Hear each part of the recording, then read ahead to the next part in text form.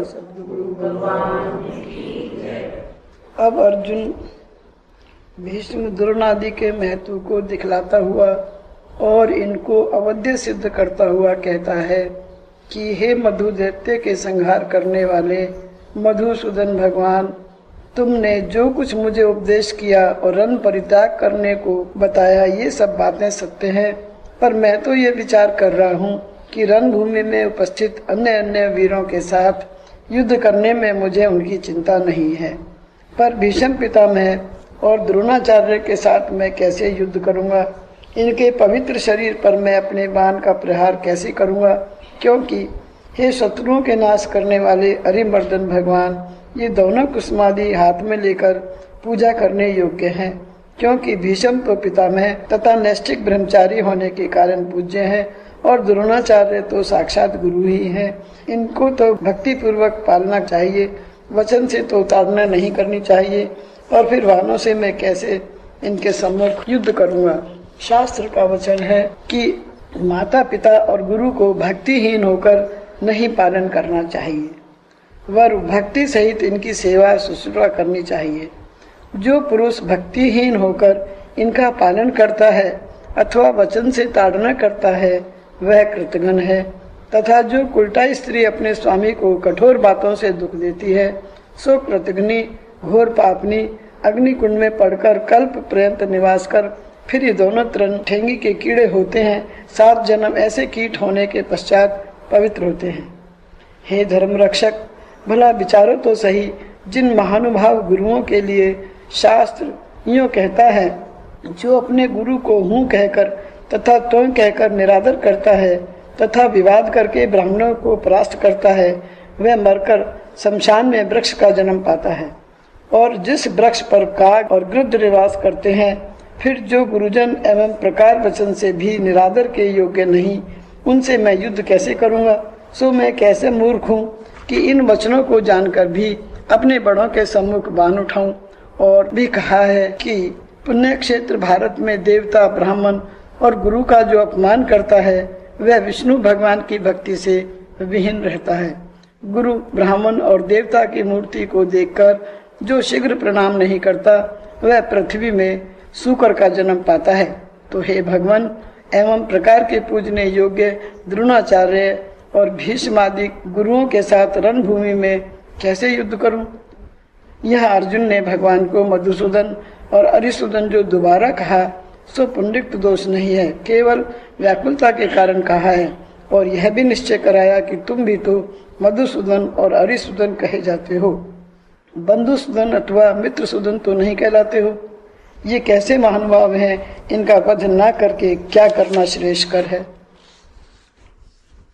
अब अर्जुन अपने वचन को इस प्रकार दृढ़ करता हुआ कहता है कि महानुभाव गुरुओं को मारकर राज्य भोगने से भीख मांगकर खाना उत्तम और श्रेष्ठ है, क्योंकि इसमें तो तनक भी संदेह नहीं है कि दुर्योधन युद्ध में अन्य वीरों को आगे ना करके भीष्म और द्रोणाचार्य को अवश्य आगे करेगा, क्योंकि वे जानता है कि अर्जुन इन लोगों पर वान प्रहार करने में अधर्म समझकर रुक जाएगा और बहुत कुछ विचार करने लग जाएगा।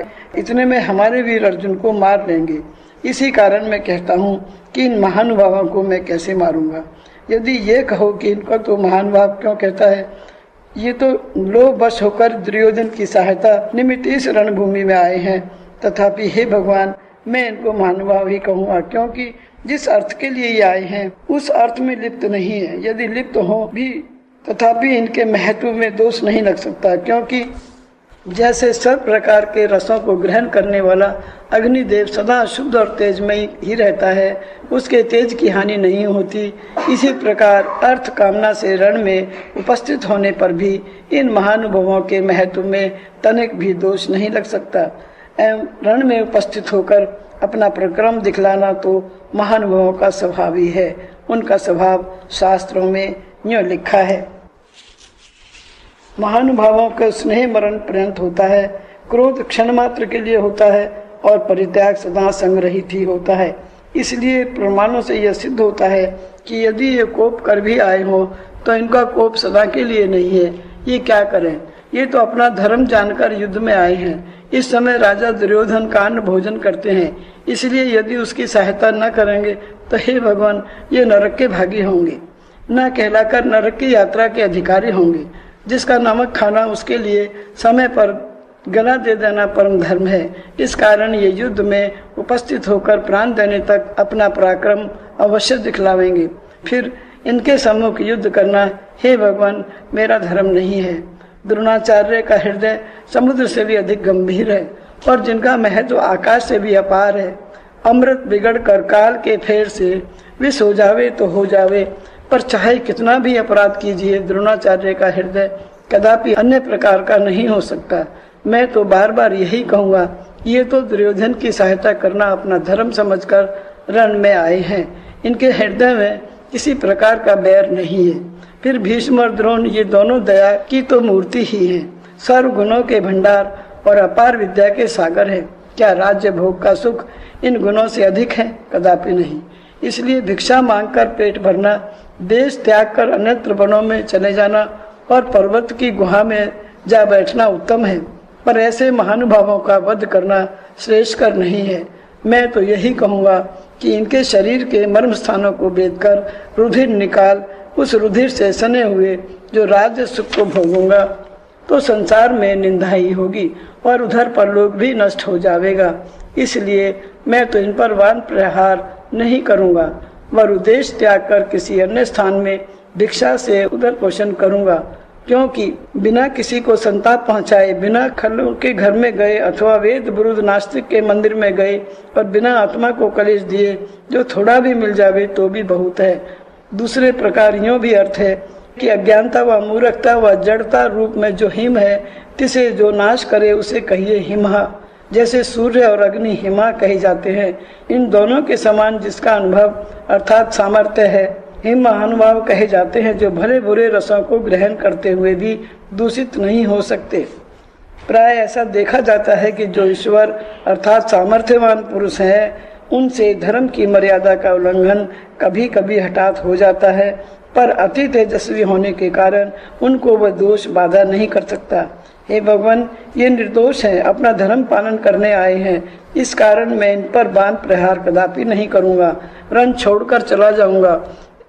इतना कह अर्जुन भगवान के मुख की ओर देखने लगा कि अब भगवान मुखारबिंद से कौन से कल्याण के शब्द निकलते हैं, पर शीघ्र कुछ उत्तर ना पाकर मन में ऐसा अनुमान करने लगा कि श्री कृष्ण भगवान ने मेरी इन बातों पर कुछ भी ध्यान नहीं दिया, अथवा भगवान कहीं ऐसा उत्तर न दे देवे कि महानुभावों की हिंसा ना करना भी धर्म है और क्षत्रियों का युद्ध करना भी धर्म है। जब दोनों धर्म ही हैं तो युद्ध क्यों नहीं करता? इस हेतु अपने मन का संदेह दूर करने के लिए इस प्रकार बोला। अब इस प्रकार दुखी होकर अर्जुन भगवान से कहता है कि हे भगवान, यदि तुम ये कहो कि तू जो भीख मांगने की इच्छा कर रहा है सो तेरा धर्म नहीं है, क्योंकि तू क्षत्रिय है, क्षत्रिय का धर्म युद्ध ही करना है, तो हे नाथ, मेरी तो घोर दुर्दशा हो रही है, क्योंकि मेरा शरीर और मन दोनों इस प्रकार अपने ठिकाने पर नहीं है। मैं पहले ही से तुम्हें कह चुका हूँ कि अर्थात शरीर कांप रहा है, त्वचा जलती जा रही है, मन भ्रम रहा है। इसलिए हमारी बुद्धि यह नहीं समझ सकती कि भिक्षा और युद्ध इन दोनों में से हमारे लिए कौन उत्तम है, अथवा स्वधर्म होने से युद्ध उत्तम है। मेरी बुद्धि इस आपत्ति काल में यह भी नहीं जान सकती कि भीष्म और द्रोणाचार्य जो धृतराष्ट्र के पुत्रों के कटक की सहायता में आकर आमने सामने खड़े हैं, ये हमें पराजय करेंगे अथवा हम इनको परास्त करेंगे। जो कहीं इन लोगों की जीत हो गई तो ये निश्चय ही है कि राज्य छिन जाने से भिक्षा का मांगना पड़ेगा अथवा किसी दूर देश में जाकर प्राण त्याग देना होगा। इसलिए पहले ही से भिक्षा मांगने का संकल्प क्यों न करूं। हे शत्रुओं के नाश करने वाले हरिसूदन, यदि आप ये कहें कि तू इतनी चिंता क्यों करता है, मैं तेरी सहायता को आया हूँ, इसलिए तू जय पावेगा, तो हे भगवान, ऐसा जय पाना भी पराजय के तुल्य ही है। क्योंकि जिन भीष्म, द्रोण इत्यादि को तथा अन्य बांधवों को मारकर हम लोग जीने की अभिलाषा नहीं रखते, वही आज मेरे सामने युद्ध के लिए उपस्थित हैं। इनको मारकर राज्य सुख भोगने की कब इच्छा कर सकता हूँ। बहुतेरे टीकाकारों ने ऐसा अर्थ किया है कि सेना के अधिक और न्यून होने के कारण अर्जुन को संदेह हुआ कि ना जाने कौन जीतेगा, किंतु ऐसा अर्थ करना अयोग्य है। क्या अर्जुन को इतना नहीं ज्ञात था कि मेरी सेना 7 अक्षरणी है और शत्रुओं की सेना 11 अक्षरणी है? ये बात तो समों पर प्रकट थी। फिर सेना की न्यून अधिकता से जय पराजय का विचार वीर लोग नहीं करते। हाँ, युद्ध काल के जानने वाले वीरों की उपस्थिति किंचित बोध कर सकते हैं। सो अपनी और शत्रु की सेना के नायकों के नाम प्रथम ही से अर्जुन पर विदित हैं, इसलिए बलाबल के कारण हार जीत का संशय भी अर्जुन के चित्त में नहीं है। वह तो गुरुजनों तथा बंधु वर्गों के वध इत्यादि पापों से थरथरा रहा है और राज्य सुख छोड़ भिक्षा से अपनी शरीर यात्रा के निर्वाह करने का विचार कर रहा है। अब अर्जुन अपने वचनों से श्याम सुंदर को कुछ अप्रसन्न देखकर भयभीत हो दोनों कर जोड़ यूं प्रार्थना करता है। जब अर्जुन ने युद्ध न करने की दृढ़ इच्छा प्रकट करते हुए जब श्री कृष्ण भगवान का मुख कुछ अप्रसन्न सा देखा, तब भय खाकर कहा, हे भगवान, मैं जो इस समय कृपण अर्थात दीन हो रहा हूँ, दीनता ने मेरे वीर स्वभाव को हत कर डाला है, क्योंकि बंधुओं के स्नेह का कारण मैं जो स्वभावतः वीर कहा जाता था, सो अपनी स्वाभाविक वीरता से शून्य होकर कृपणता के दोष से परिपूर्ण हो रहा हूँ। क्योंकि संसार में भी ये वार्ता प्रसिद्ध है कि जो धनवान होकर एक कौड़ी भी व्यय नहीं करता वह कृपण है। तात्पर्य ये है कि मैं अर्जुन जो अपनी वीरता का भंडार खोले हुए शत्रुओं को युद्ध दान देकर प्रसन्न करने में अत्यंत उदार था, वह आज उस वीरता के भंडार से इन धार्तराष्ट्र अर्थात धृतराष्ट्र के पुत्रों की सहायता करने वाले वीरों को एक रंचक मात्र युद्ध दान देने में भी संकोच कर रहा हूँ। इस कारण मैं तो उच्च स्वर से मुक्त कंठ होकर अपने को ही कहूँगा। याज्ञवल्क्य कहते हैं कि हे गार्गी, जो प्राणी इस अक्षर आत्मा को न जानकर अर्थात बिना आत्मज्ञान के प्राप्त किए इस लोक से परलोक को जाता है वह कृपण है। इस श्रुति के अनुसार इस समय आत्मज्ञान से रहित होने का कारण भी अर्जुन अपने को कृपण कह रहा है। इसका आंतरिक अभिप्राय यह है कि भगवान के मुखारबिंद से कुछ ज्ञान की वार्ता श्रवण करें जिससे आत्मज्ञान का तत्व लाभ हो। अर्जुन की वृत्ति तो इस समय ज्ञान की ओर न थी, फिर भी आत्मज्ञान प्राप्ति के तात्पर्य से अपने को जिस प्रकार संपूर्ण ज्ञान से संपन्न होने पर भी श्री रघुकुल भूषण श्री रामचंद्र जी ने केवल संसार के कल्याण निमित्त इस प्रकार की उदासीनता स्वीकार कर श्री वशिष्ठ मुनि के द्वारा ज्ञान तत्वों का उपदेश करवा योग वशिष्ठ नामक ग्रंथ प्रकट करवाया है, उसी प्रकार क्या आश्चर्य है कि अर्जुन भी जो नर नारायण के अवतार में कहा जाता है कि सब प्रकार के ज्ञान से संपन्न होने पर भी केवल संसार के कल्याण निमित्त श्री सच्चिदानंद कृष्णचंद्र के मुखारबिंद से उपनिषदों का सार जो ये गीता शास्त्र है जिसे इस भूमि पर प्रकट कराने के तात्पर्य से अपने ऊपर कृपणता अर्थात आत्मज्ञान की शून्यता स्वीकार कर लिया हो, क्योंकि वह अपने मन में यह विश्वास कर रहा है कि कदाचित मैं इस युद्ध में मारा गया तो ये गीता रूप रत्न भगवान के मुखारबिंद में गुप्त ही रह जाएगा। इसी अभिप्राय से फिर आगे कहता है, हे भगवान, मैं जो धर्म सम्मूढ़ चेता हो रहा हूँ अर्थात धर्म के जानने में भी महामूढ़ हो रहा हूँ, सो घबराकर व्याकुल हो तुम्हारी शरण आया हूँ और मैं तुमसे पूछता हूँ, भीख मांगने और युद्ध करने इन दोनों में जो मेरे लिए श्रेय हो सो मुझसे कहो। वह मेरा श्रेय ऐसा मत कहो कि जो एक बार की साधारण श्रेय हो, वरु श्रुति स्मृति इतिहास और पुराणों के द्वारा जो निश्चित श्रेय मेरा परम कल्याण कारक हो सो कृपा कर कहो, और अत्यंतिक दोनों जिसमें हो सो श्रेय मुझसे कहो। अर्जुन के कहने का तात्पर्य ये है कि जो तत्व तुम्हारी समझ से निश्चित हो, जिससे मेरा सब प्रकार सदा के लिए कल्याण हो सो कहो, अर्थात मुझको परम प्रसाद बतलाओ जिससे मेरे दुख की अत्यंत निवृत्ति हो जावे।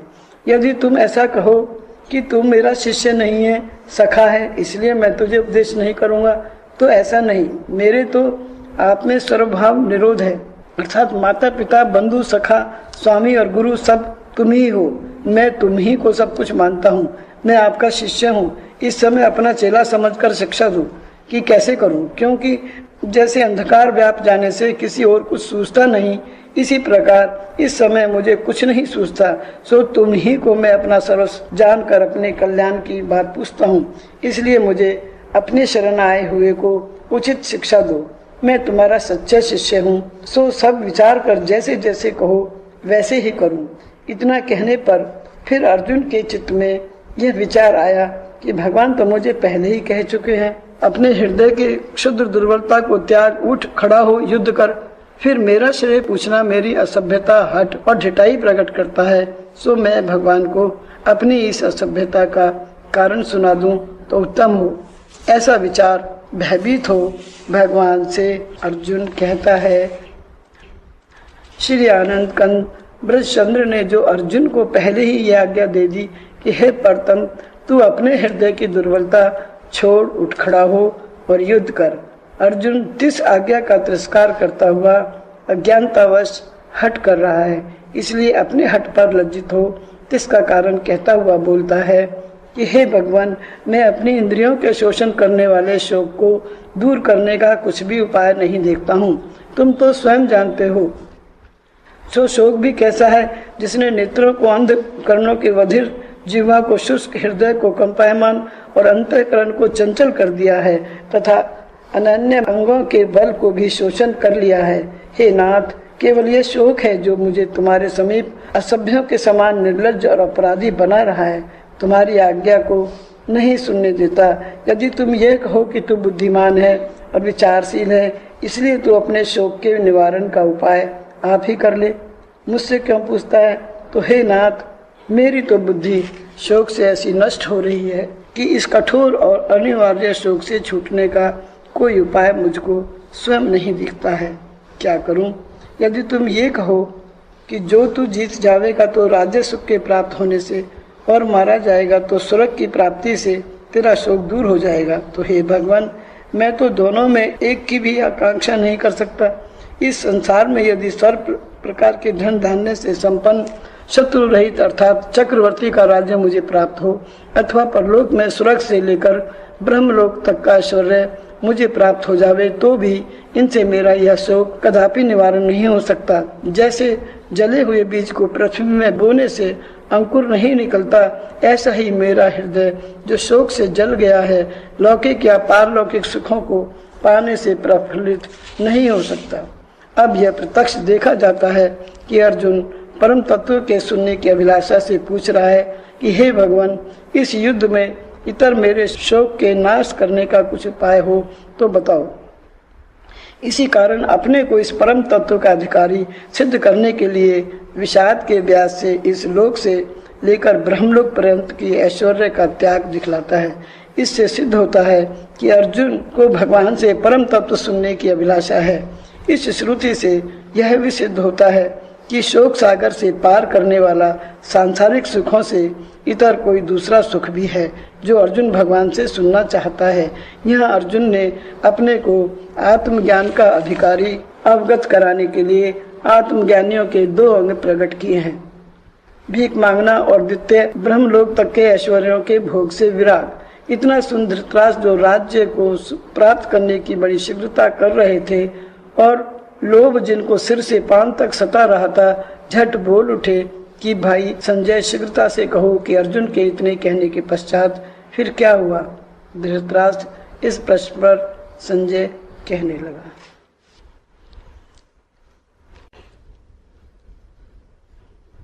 प्रत्येक जीव सुख चाहता है और स्वर्ग चाहता है, नरक में जाना कोई भी नहीं चाहता।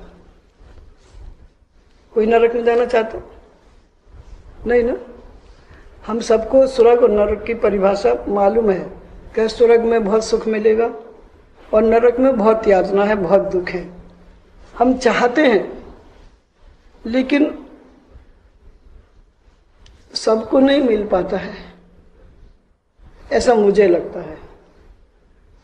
आई मे बी रॉन्ग।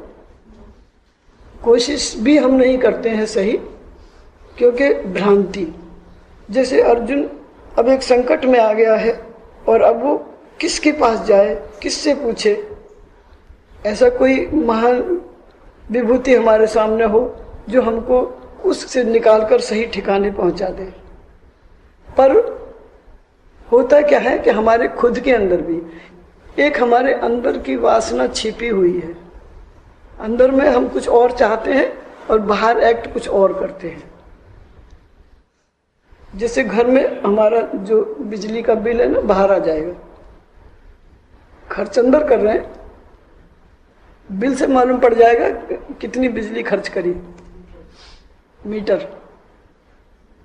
ऐसे ही हम जो कर्म करते हैं अंदर में वो हमारा परिणाम रिजल्ट बता देता है। हम अंदर में सोचते तो आदमी है कि मैं स्वर्ग में जाऊं और मैं अच्छे अच्छे काम करूं, एक क्षणिक मनोवृत्ति सबके अंदर मौजूद रहती है, किसी में नहीं। हाँ ऐसे नहीं, सबके अंदर एक क्षणिक विचार, उसको ये पता है जीव को कि ये अच्छा खराब क्या है और ये करना है मुझको, ये नहीं करना है, और ये करने से मुझको सबको पता है। लेकिन वो अंदर उसकी जड़ इतनी गहरी है, जब वो करने में आता है बाहर, तो बाहर थोड़े से दिन तो वो कुछ और दिखा देता है जो वो नहीं होता है। लेकिन फिर उसकी मनोवृत्ति, उसके अंदर की जो वासना उसको बहा देती है अपने में, और उसको पता भी नहीं चलता होगा शायद कि मैं क्या कर बैठा। अब जो उसने किया वो गलत है, उसका परिणाम क्या होगा? नरक होएगा। और कहीं सामने वाले के पास भी कोई हमको ऐसे ही मिल जाए मिसगाइड करने वाला, बाहर से अच्छा दिखता है। बाहर से अच्छा कैसे दिखता है कि जैसे कुआं है, मुरारी बापू भी बोल रहे थे कि जैसे जमीन के लेवल पर एक कुआं है, जमीन के लेवल से ऊंचा नहीं उठा, जमीन के लेवल पर है। यहाँ जमीन है, वहां पर नीचे गड्ढा पानी है, कुआं है, और उसके ऊपर बड़ी सुंदर वो बिछा दो, ये ऐसे कारपेट बिछा दो बहुत सुंदर, और उसको बोलो आइए बैठिए, तो ऊपर तो बहुत सुंदर दिख रहा है। बैठने में हमारी जो हमारी यश की इच्छा, उसकी इच्छा, वो चाहते भी हैं हम, लेकिन उसका परिणाम बैठ गया तो भ्रांति दिलाने वाले ऐसे बहुत लोग मिल जाएंगे हमको, जो हमको मिसगाइड करते हैं। पर किनको कर पाएंगे? हमारे अंदर भी उसका बीज मौजूद है, हमको भी उनसे कुछ और ही चाहिए था। तो वो वहां बैठे तो क्या हुआ, कारपेट में बैठे थे, समझ के बैठे थे, ऊपर बहुत सुंदर दिख रहा था, पर अंदर तो अंदर हमारे मन में एक दुर्वासना रहती है, प्रत्येक जीव के अंदर रहती है। और हम जब मिलाप करते हैं तो वो दुर्वासना हमारे अंदर मौजूद है, लेकिन हम ऊपर से वो कारपेट बिछा रखा है, अच्छे बनने की कोशिश करते पर होते नहीं है। करेक्ट। तो बनने की कोशिश करते हैं, लेकिन फिर एक समय पर क्या होता है, हम भ्रमित हो जाते हैं, दूसरों को भी भ्रमित करते हैं, उनको भी दोष लगेगा, उनको भी लगेगा। वो जो जिसने चादर बिछाई, गड्ढे में तो गड्ढा है तो गड्ढे में तो जाएगा, फिर ऊपर से बहुत सुहावना दिखता है, ये विषय भोग है, ये ऊपर से बहुत सुंदर दिखाई देते हैं, पर इनका परिणाम दुख है। कहाँ ले जाएगा? नरक में ले जाएगा। तो एक तो ऐसे कुछ लोग घूमते रहते हैं जो भ्रांतिदायक होते हैं, जो खुद भी भ्रमित है, वो खुद भी अपने आप में क्लियर नहीं है क्या करने से क्या होगा, और दूसरे को भी भ्रमित करते हैं। और भ्रमित वही लोग होते हैं, सब नहीं होते, क्योंकि जिन्होंने अपने लक्ष्य को नहीं जाना है, हमारा लक्ष्य क्या है और हमको क्या करना है। अब लक्ष्य को प्राप्त करने के लिए तो कष्ट तो उठाना ही पड़ेगा। जिन्होंने भी अपने लक्ष्य को अचीव किया है, मीरा को देखो, कबीर को देखो, सूरदास को देखो, जितने भी संतों को आप देखोगे, उनका जीवन कष्टपूर्ण है। उनका नाम लेके लोग कुछ कुछ भ्रमित करते ही रहते हैं समाज को, देखो तुम्हारे गुरुजी ऐसे हैं, देखो उन्होंने ऐसे कहा था। क्योंकि अंदर की जो दुर्वासना है ना, तो खुद को जुड़ने देती है और वो दूसरों को जोड़ने से भी भ्रमित करती है। पर कौन लोग भ्रमित होंगे? जो अपने खुद ही सही नहीं है, खुद ही उनके मन में भी दुर्वासना है। वो किसी को यश को देख के खुश नहीं हो रहे, किसी की कीर्ति को देख के जो खुश नहीं होते, उनको खुश रहना आता ही नहीं है। उनको अभी भी नरक में और आगे भी नरक में जाएंगे। ये आदमी की पहचान है, जो सब चीज होने के बाद भी रोता रहे, तो कहां से आया वो? नरक से आया। और कहां जाएगा? So simple. क्योंकि उसको यूज करना भी नहीं आ रहा। इतनी जो भगवान ने चीजें दी हैं, उनको ना अपने पे यूज करता है ना दूसरों पे करता है। उसको बोला कृपण। वो आदमी कौन है? जिसके पास बहुत सारा धन है, ना तो वो अपने लिए यूज कर रहा है, ना दूसरे को यूज करने देता है, बोलते हैं वो कृपण है। एक कृपणता भौतिक बाह्य जगत में ये कृपण बोला जाता है। उस व्यक्ति को कृपण बोला जाएगा जो खूब पैसा होने के बाद भी उसको कहीं यूज नहीं करता, केवल अपने खाओ पियो और मौज से रहो। ये कृपणता है। और दूसरी कृपणता, अभी अर्जुन बता रहा है कि मैं कृपण हूं। बोले क्यों कृपण हूं? अपने लिए भी बहुत से लोग नहीं कर पाते हैं, वो 99 के फेर में रहते हैं, बस एक और आ जाए तो 100 हो जाएंगे, बस एक और आ जाए तो 100 हो जाएंगे। वो ऐसी उनकी बुद्धि वैसी है, उनका संस्कार वैसे ही है, उनका वैसा ही वो है कि वो ना खुद यूज कर पाते हैं और ना घर वालों को यूज करने देते हैं और ना भाग देते हैं। उसको कृपण कहा है शास्त्रों में। और एक कृपण और कहा है कि जो अपनी आत्मा का ज्ञान जिसको ना हो, अपने आप को जो ना जाने, वो भी कृपण है। किसको कृपण बोला? जो आत्मज्ञान जिसको ना हो और मर जाए, खा खा के सो के चले जाए, कमा के पैसा चले जाए, उसको क्या बोलेंगे? वो भी कृपण है। क्योंकि भगवान ने सब कुछ दिया, मनुष्य का चोला दे दिया तो सब कुछ दिया, पर बिन सत्संग विवेक ना होई। पहला गुरु हमारा विवेक है। पहला गुरु बिन सत्संग विवेक ना होई और हरि कृपा बिन सुलभ न सोई। और सत्संग में जाने के लिए टाइम नहीं है। बोलो किसी को, बोलो समय नहीं है। समय बड़ा अनमोल है। अब हमको सत्संग में जाने के लिए समय ही नहीं मिलता, मरने की भी फुर्सत नहीं है। बोलो हम तो इतने बिजी हैं नहीं होते दुनिया के धंधे ये पूरे, तू कब तक यहाँ दिल लगाता रहेगा। ये संभव नहीं तुझको मैं भूल जाऊं, जो निर्भय तू मुझको मनाता रहेगा। तो मेरे भक्त आंखों का, कानों का, बुद्धि का, मन का सब रोग जाता रहेगा। कहाँ? सत्संग में। पर सत्संग के लिए, और सत्संग में भी कोई ऐसे महापुरुष मिल जाए कि जो भ्रमित करना, बुद्धि को भ्रमित करना, बुद्धि को भ्रमित करना, सही समय पर सही गाइड नहीं करना। आदमी तलहा कम मांगता है किसी की, जब वो अनेक कष्ट से घिर जाता है, चारों तरफ से दुख से घिर जाता है, अब उसकी बुद्धि काम नहीं कर रही होती और वो समझता है कि मैं किससे पूछूं, क्या पूछूं, कैसे जाऊं, बोलने में भी शर्म आती है, तब वो किसी एक की शरण में जाता है। वो गुरु होना चाहिए। अब यहाँ पर कृष्ण भगवान उसको बोल रहे हैं, लेकिन वहां उनसे कह रहा है कि मैं कैसे मारूंगा मेरे गुरु को, जिनसे मैंने शिक्षा ली है। धर्म और अधर्म का युद्ध है। हम अपने हिसाब से धर्म की पुष्टि कर लेते हैं। धर्म विचारों क्या करे, चर्चा ही चर्चा करी, चाख न पाया स्वाद। चर्चा करना है, किताबों को पढ़ लेना बहुत आसान है, फिर भी मुश्किल है। ये भी इतनी देर सुनना बहुत मुश्किल है, और फिर इनका पालन करना और भी मुश्किल है। असंभव नहीं है, लेकिन थोड़ा मुश्किल है। क्यों? कि फिर कसौटी तो है ही ना। और मन, हमारा मन ही हमको भ्रमित कर देता है। भ्रमित किनको करता है? जिनके मन में पहले एक दुर्वासना छिपी हुई है। क्योंकि वो ऊपर से तो सोचता है कि मैं कुछ अच्छा कर दूं, दुनिया में आया हूं, लेकिन वो अच्छा कुछ कारण से करना चाह रहा है। वो कारण एक काल पा के फिर सामने आ जाएगा तो वो उसको अच्छा करने नहीं देता, ऐसे ऐसे करते रहता। चाहता है वो, प्रत्येक जीव का ये स्वभाव है, एक दो का नहीं, प्रत्येक जीव का। वो वासना अंदर छिपी हुई है, उस वासना को लेके आगे बढ़ते रहता है। तो वासना कभी पीछे खींचती है, वो उस वासना से आगे बढ़ा हुआ था पहले से ही, तो वासना कभी अपना जोर दिखाएगी, तो फिर क्या होगा? फिर युद्ध होगा। क्योंकि उसके अंदर पहले ये वासना मौजूद थी कि आगे चल के मुझको ये करना है। धृतराष्ट्र के मन में ये वासना थी। वो मुकुट को देख के उसको लग रहा था कि मैं ही राजा बनूंगा, मैं नहीं बन पा रहा तो मेरा बेटा बनना चाहिए। ये दुर्वासना उसके अंदर पहले से मौजूद थी, लेकिन किन्हीं कारणों से वो नहीं कर पा रहा था, फिर कर गया। ये मालूम है, धृतराष्ट्र को भी मालूम है कि ये हमारे धर्म के ये विरुद्ध है।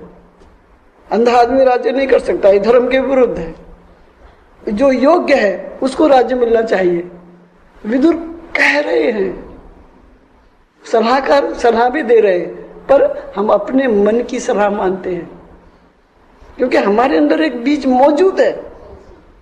हम सोच रहे हैं बस यही जो कुछ है वो यही है, और उस वासना का हमारा फिर भड़क जाना स्वाभाविक है, क्योंकि वो पहले से मौजूद है वहां पर। धृतराष्ट्र को दुर्योधन ही दिख रहा है, कुछ दिख ही नहीं रहा। वो पता है धृतराष्ट्र को कि मैं गलत करने जा रहा हूं, ये दुर्योधन इस योग्य नहीं है, युधिष्ठिर योग्य है। आखिर में यही कहा ना कि आप चाहते तो युद्ध को कोई नहीं, लेकिन धृतराष्ट्र रोक सकता था। जो अंदर में जो वासना थी ना, वो आदमी डुप्लीकेट होता है, इसलिए मैं बोलता हूँ डुप्लीकेट होता है। बाहर एक कुछ और होता है, अंदर में कुछ और होता है। अंदर में कई बार हम बहुत खराब होते हैं, बाहर अच्छा दिखा देते हैं, ऐसे विश्वास मत करना। कई बार अंदर में बहुत अच्छे होते हैं, बाहर खराब हो जाते हैं। ये हमारी जो ये टेम्परामेंट जो है ये बदलते रहता है, क्योंकि वो जो वासना छिपी हुई है उसका हो सकता है हमें भी बाद में पता चले, अरे ये क्या कर दिया मैंने, अब तो गलती हो चुकी है। समझदार उसको थोड़ा करेक्ट कर लेते हैं इसी जीवन में, ज्यादातर नहीं कर पाते, क्योंकि वो उसकी रोग की जड़ क्या है, वो वासना है, दुर्वासना। वासना नहीं, दुर्वासना कहना चाहिए।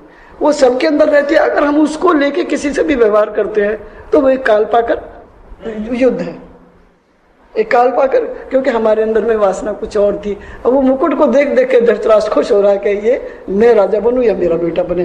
अपनी जो खुद इच्छा पूरी नहीं कर पाए वो उससे करवा रहा है। और ऐसे भ्रांति सूचक जितने भी सलाहकार होंगे वो उस वक्त हमको वो ही अच्छे लगेंगे। विदुर की सलाह नहीं मानी ना, भीष्म की, सब कह रहे हैं। किसी की भी सलाह उस वक्त विनाश काले विपरीत बुद्धि, जब मनुष्य का विनाश निश्चित होता है तो उसके ये पट विवेक बंद हो जाता है, विवेक छोड़ के चले जाता है। पहला गुरु विवेक। विवेक कहाँ जागृत होता है?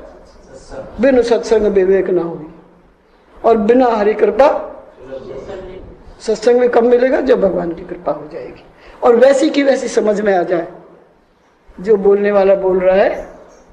अभी कोई थोड़ी देर पहले ही कह रहा था भाई आप बोलते तो ठीक हो, लेकिन कोई ऐसे समझता है, कोई वैसे समझता है। भाई अब मैं क्या बताऊं, तुमने क्या समझा?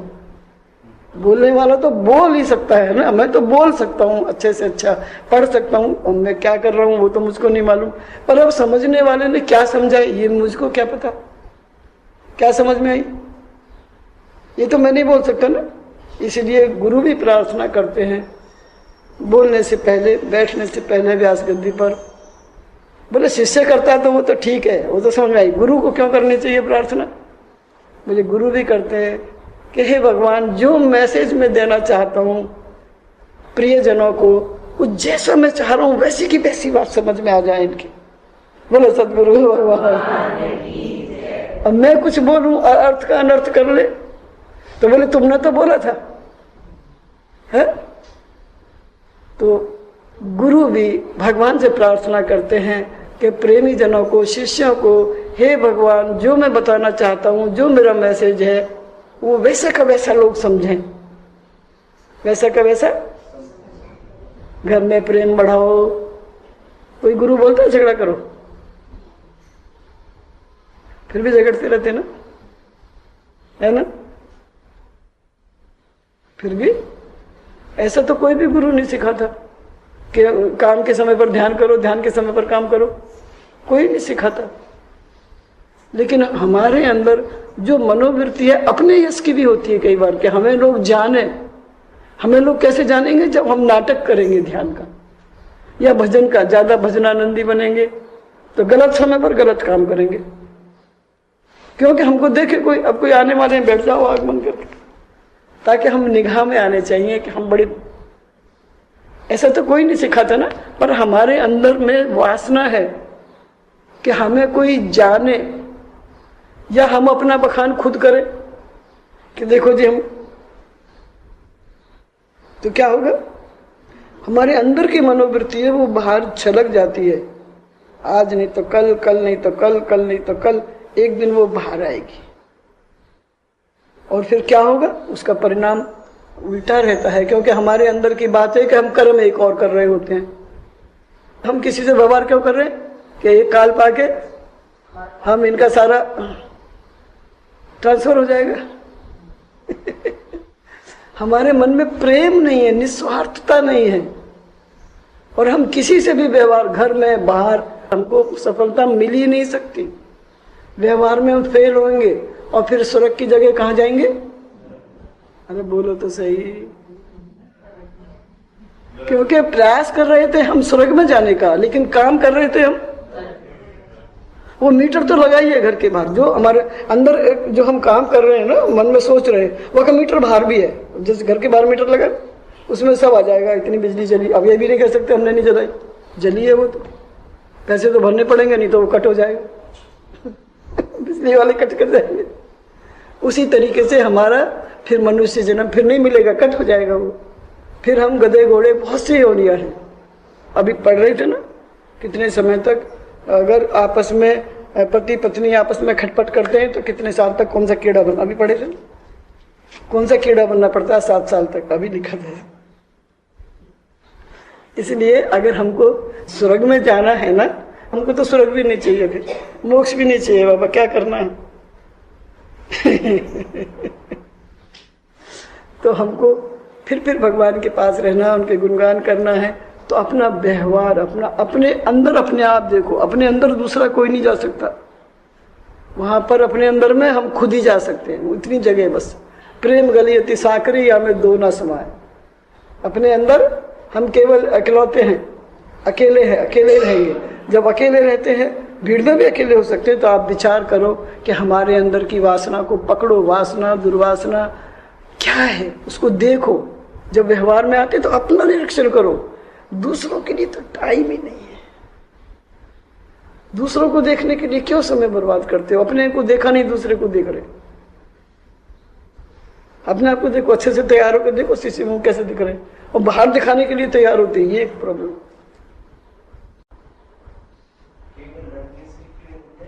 और क्या करना पड़ेगा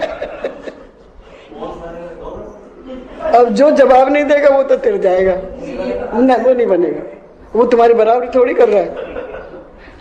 जो सहन कर ले बीज को, अभी उन्होंने लिखा, ये भी लिखा आगे कि जो बीज भुन जाएगा वो दोबारा जमीन में नहीं निकलेगा। पढ़ा ना? तो बीज किसका भुनेगा? जो एक जना लड़ो, चाहे पति बन जाओ चाहे पत्नी बन जाओ, एक लड़ेगा कोई, एक चुप हो जाए। और घोर युद्ध तो महाभारत जब होती है, जब दोनों होते। मैं कम थोड़ी हूं, तो आ जाओ। और लेकिन एक जना चुप हो जाए तो, अब एक जना चुप लगा गया तो फिर क्या है? एक जगह अभी वो बता रहे थे, मैं सुन रहा था कहीं कि मियाँ बीवी में बहुत झगड़ा चल रहा था। तो बोले अब सुलह कैसे करी जाए, दोनों का बहुत शिकायतें हैं, उसको इससे उसको उससे। तो उन्होंने आपस में बोलचाल बंद कर रखी थी, कई महीने हो चुके थे, आपस में बोलना बंद कर रखा था। तो उन्होंने पेपर पे लिख के दिया कि तुम्हें जो शिकायतें तुम लिख लो, और हम आमने सामने बैठेंगे, तुम भी लिख लो, और फिर हम देखेंगे कि उसको क्या क्या शिकायत है, उसको दूर करने की कोशिश करेंगे। तो पत्नी ने ये बात मंजूर कर ली। वो एक बड़ा सारा पेपर लेके आई और उसने बहुत लंबी लिस्ट बनाई कि आप ऐसे मेरा कहना नहीं मानते हो, आप मुझको वहाँ होटल में घुमाने नहीं ले जाते हो, वहाँ खिलाने ले जाते हो, मेरे को कभी अप्रिशिएट नहीं करते हो, कभी मेरी मन की बहुत सारी बातें उसने ऐसे लंबी लिख रखी थी। अब उसका नंबर आया, अभी तुम भी लिखो। उसने लिखा कि हे प्राण प्यारी, मुझे तुम जैसी भी हो बहुत पसंद हो अब किससे लड़ता उसको तो बहुत सारी शिकायत थी। जब उसने उसका पेपर देखा कि उसमें कोई शिकायत ही नहीं, और दोनों में प्रेम हो गया। बोलो सदगुरु भगवान। ये एक तरफा लड़ाई लड़के कहाँ जाओगे? दूसरा लड़ने को तैयार नहीं है। आई बात समझ में? तो क्या करना चाहिए? दोनों ने छोड़ देना चाहिए, प्रेम से रहो। क्या चाहिए? लड़ाई कब होती है? जब दोनों बोलते हैं। हाँ, क्योंकि दोनों को राइट है भाई, वो पत्नी है तो वो पति है, और पत्नी के दोनों अर्थ हैं। जो पति पर तनी रहे उसको पत्नी बोलते हैं, और जो पतन ना होने दे पति का उसको पत्नी बोलते हैं। पति का पतन होने से जो रोक ले, तो केवल वही तो बोल सकते यू आर रॉन्ग। दूसरे तो बोलने की हिम्मत ही नहीं रखेगा कि यू आर रॉन्ग, क्योंकि आप नरक में जाने वाले हो। और वो कितनी वो है कि आपके पतन होने से वो रोक रही है, आपको नरक में जाने से रोक रही है। लेकिन हमें समझ रहे हैं कि हमें नरक में डाल रही है। बोलो सदगुरु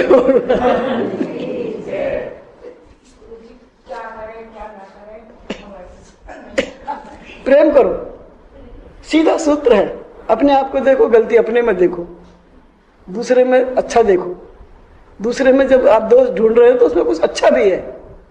सारे दोषों का भरपूर खजाना कोई भी नहीं है, सब में गुण और दोष दोनों है। अपनी आदत बना लो। संत गुण गए तय परिहार विकार। संतों का ये स्वभाव है, सत्संग में आने वालों का ये स्वभाव होना चाहिए, गुरु के शरण में जो आ गए उनका ये स्वभाव होना चाहिए कि हर एक में गुण देखे। उसमें गुण भी है और अवगुण भी है, दोनों चीजें कम ज्यादा हो सकते हैं पर है सब में। अवगुण अपने देखो, मैंने बताया ना वो दुर्वासना सबके अंदर छिपी हुई है। वो कौन सी वासना है जो हमको भगवान से मिलने से रोक रही है, उसको अपने देखो, अपने ढूंढो, अपने दूर करो। कैसे दूर कर सकते हैं उसको? आप उसको समर्थ हो, उसमें पैसे की बात नहीं है, उसमें जवानी बुढ़ापा कोई ताकत की जरूरत नहीं है, बल नहीं चाहिए, उसमें केवल समझ चाहिए, विवेक चाहिए। इसलिए पहला गुरु संतों ने विवेक बताया है कि विवेक से काम लो। पर वही खो जाता है जब हमारी वो दुर्वासना ऊपर आती है ना, हम उसी को खो बैठते हैं। तो ज्यादा कुछ समझने की जरूरत भी नहीं है, हम तो सीधे साधे लोग हैं। तो क्या करना है? सबसे प्रेम करो। अब झगड़ा करोगे तो नरक में जाओगे, जो झगड़ा करेगा वही जाएगा। बोलो सद्गुरु भगवान।